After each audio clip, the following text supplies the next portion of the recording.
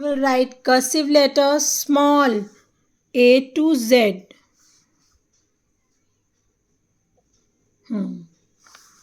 Now A. See A,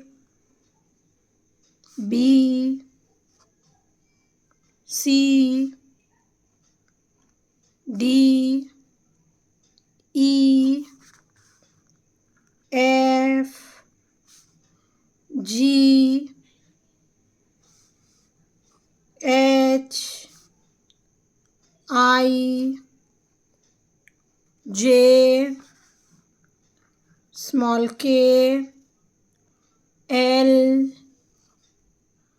M, N, O, now P, then Q, then R, after that S, T,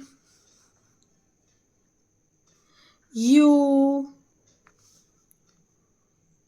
V, W, X, Y, and the last one Z.